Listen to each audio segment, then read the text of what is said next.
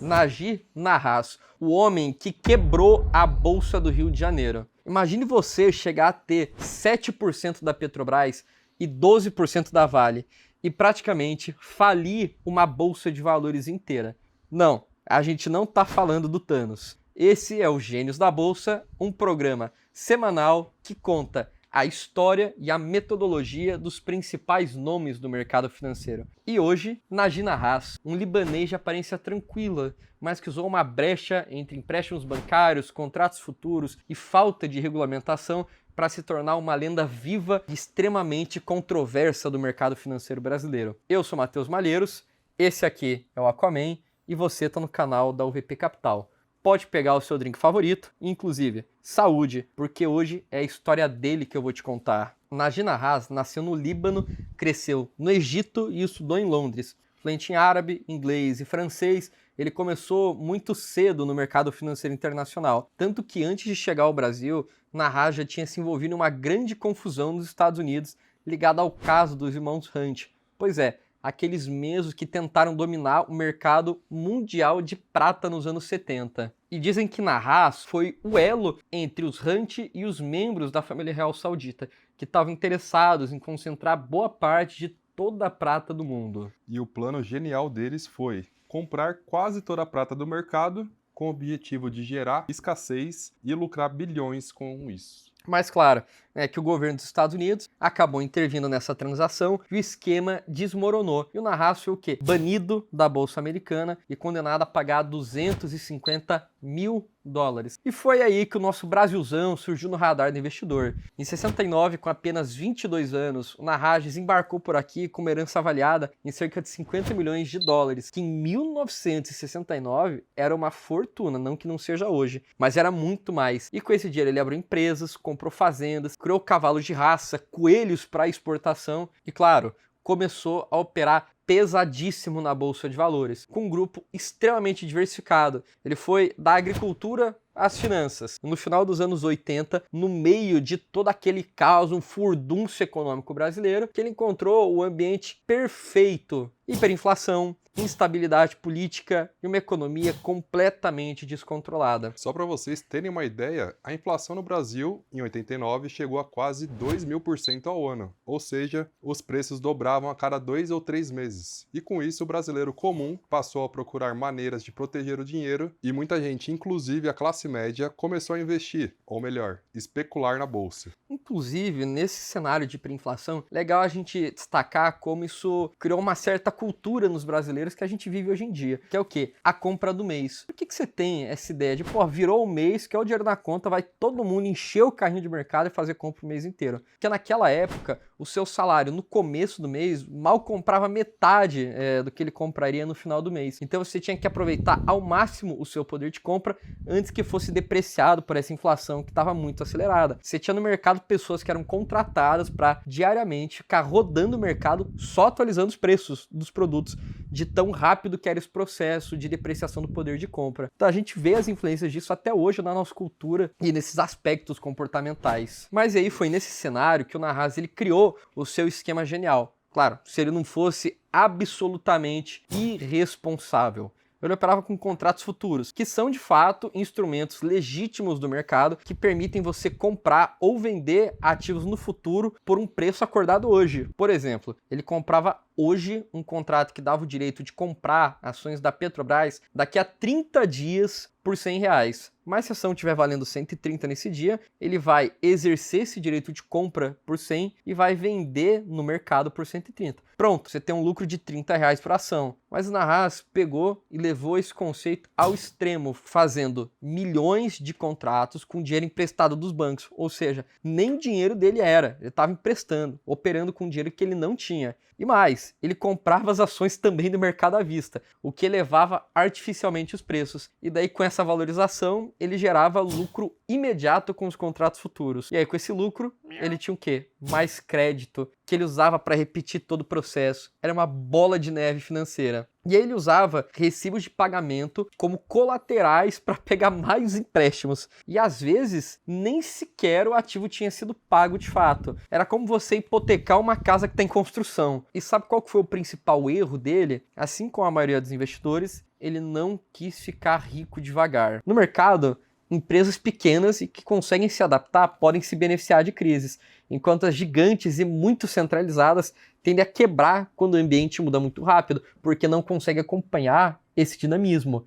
E esse conceito, aplicado ao mercado financeiro, significa o quê? Que você, investidor, precisa ter múltiplas fontes de renda, evitar ter dívidas que possam te destruir, testar ideias em pequena escala antes de se comprometer totalmente e viver abaixo do seu padrão financeiro. Buscar redundância ao invés de eficiência total. E ninguém quer ficar rico devagar. Essa é a grande verdade. Todo mundo só quer apertar um botão e pronto, ficar rico. Mas isso não existe. Ou pelo menos eu nunca vi isso acontecer. E olha que eu tô nesse mercado há anos. Se você conhece um jeito mágico, vai lá. Mas se quiser fazer as coisas do jeito certo, escuta isso aqui. Você quer aprender de verdade? Quer ter coragem para investir agora, mesmo quando todo mundo ao seu redor está com medo? Então entra no site auvp.com.br, clica no botão e faz sua análise de perfil. É simples, rápido, começa com um questionário, poucas perguntas, mas muita gente trava até aí com preguiça de responder. Só que se você responder, a gente vai conseguir te ajudar e a UVP vai te ensinar uma estratégia sólida, uma estratégia pensada para você realmente ganhar dinheiro de forma consistente ao longo do tempo. Nada de atalhos, nada de promessas vazias, vamos ser realistas. Não é mágica. Se você ganha um salário mínimo e acha que vai entrar na UVP e ficar rico do dia para a noite,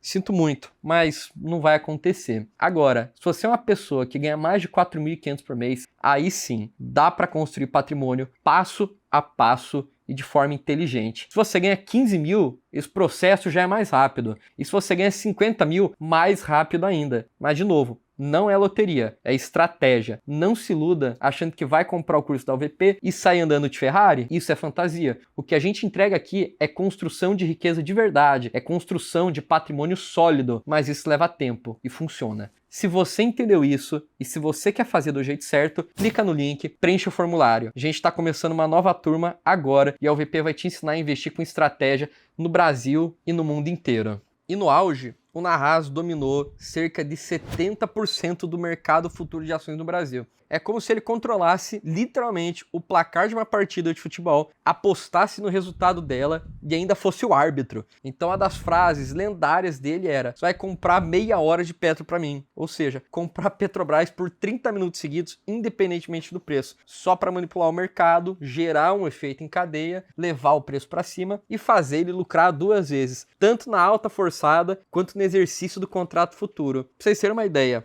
só em abril de 88, o Narraz movimentou mais de 10 milhões de ações da Petrobras, o que representava 60% do volume negociado na Bolsa do Rio naquele dia. Ou seja, tira o Narraz da Bolsa, diminui mais pela metade o volume que é operado no mercado futuro. Mas claro, toda bolha vai estourar algum dia. E o presidente da então Bovespa, na época, Eduardo Rocha de Azevedo, percebeu o tamanho dessa manipulação. E aí, nos bastidores, ele articulou para que os principais bancos cortassem o crédito do Narraz. E qual foi o resultado disso? Os cheques milionários dele começaram a voltar sem fundo. As corretoras que intermediavam as compras não tinham como cobrir os rombos, e uma delas, a Genô, faliu literalmente da noite para o dia por causa de um único investidor. Por fim, a Bovespa confiscou a carteira do Narraz, avaliada em cerca de 490 milhões de dólares, e a Bolsa do Rio, a BVRJ, que era onde ele fazia a maior parte de suas operações por causa da regulamentação frouxa, chegou a perder mais de 30% em um único dia e nunca mais se recuperou. Até que em 2000 ela foi extinta oficialmente. O Narraz foi condenado a apenas 1 ano de prisão domiciliar, mas ele nunca chegou a realmente ficar longe dos holofotes. Tanto que nos anos 2000 ele voltou às manchetes na Operação Sandy Graha, suspeito de lavagem de dinheiro e corrupção ativa. Foram apreendidos documentos e computadores nos seus escritórios, mas o caso se arrastou tanto na justiça que não houve nenhuma condenação definitiva. E hoje, o Narraz sustenta a versão de que ele foi, na realidade, a vítima de um golpe da Bovespa que teria agido para concentrar poder